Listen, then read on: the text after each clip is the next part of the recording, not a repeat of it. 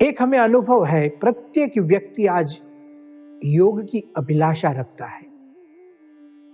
सामान्य रीति से हम आज योगा कहते हैं, योगासन करना, थोड़ा सा व्यायाम करना, प्राणायाम करना इत्यादि प्रक्रियाओं को हम योग कहते हैं। यह बात गलत नहीं है, लेकिन योग की पराकाष्ठा तक जाना एक अलग बात है, जो श्रीमद् भगवत गीता हमें समझाएगी। योग का मूल तात्पर्य और हमारा अंतिम ध्येय क्या है, हमारा अंतिम लक्ष्य क्या है, हम क्यों प्राणायाम करना चाहते हैं। तो क्या हमें निरोगी रहना है और कुछ, हम क्यों निरोगी रहना चाहते हैं। हम व्यायाम करते हैं, क्यों व्यायाम करते हैं।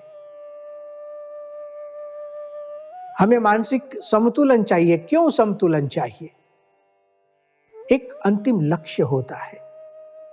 श्रीमद् भगवत गीता का जो योग है, वह योग के प्रत्येक साधनों से होता हुआ एक सिद्धि तक पहुंचता रास्ता है, योग की पराकाष्ठा तक।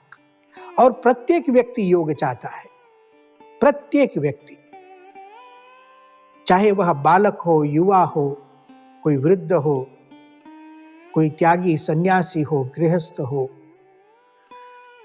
कोई भी हो, सबको योग प्राप्त करना है।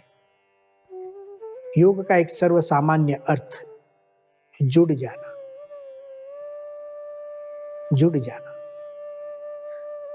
प्रत्येक व्यक्ति की अभिलाषा होती है, जुड़ने की अभिलाषा।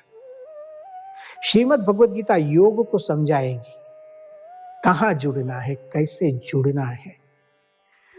तो पहले जुड़ जाने की बात और समझकर जुड़ने की बात, और अंतिम कक्षा है जुड़ने की, कि जिसमें हम जुड़ गए हैं उसमें डूब जाने की बात। उपनिषद में एक बहुत अद्भुत मंत्र आता है, जहां उसके आधार पर हम इस योग को समझ सकेंगे।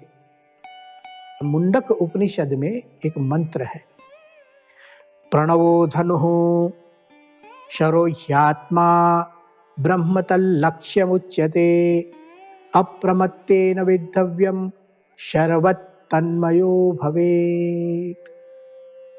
एक तन्मयता की बात है, योग जुड़ जाना एक तन्मयता की, तल्लीनता की बात है।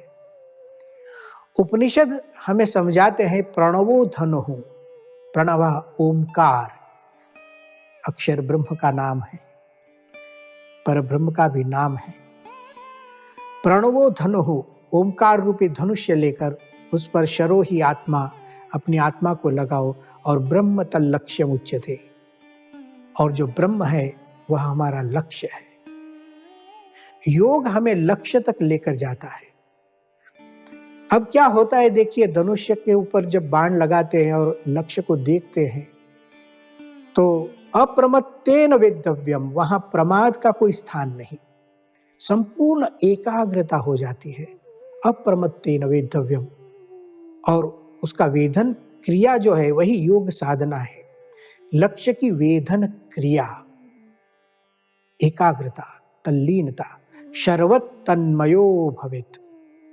जैसे बाण अपने लक्ष्य में तन्मय हो जाता है, उसी ढंग से हमारा जीवन का जो लक्ष्य है, परमात्मा प्राप्ति, परमात्मा के सुख का अनुभव करना और उसी सुख में डूब जाना, परमात्मा के सुख सागर में डूब जाना, सतत उसका अनुभव करते रहना, यह एक योग की पराकाष्ठा है। भगवान स्वामीनारायण ने श्रीमद् भगवत गीता कथित योग को समझाया है अपने उपदेशों में। उन्होंने एक बहुत अच्छी बात की है, योग साधना लेकर और योग सिद्धि दोनों को मिलाकर एक व्याख्या बनाई। निर्विकल्प समाधि की बात उन्होंने की, डूब जाने की बात है।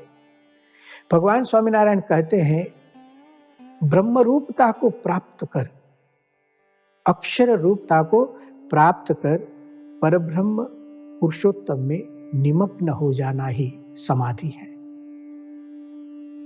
प्रत्येक व्यक्ति आज चाहता है, किसी के साथ जुड़ना चाहता है, अंततः उसे इच्छा तो है परम शांति, परम सुख और परम आनंद की,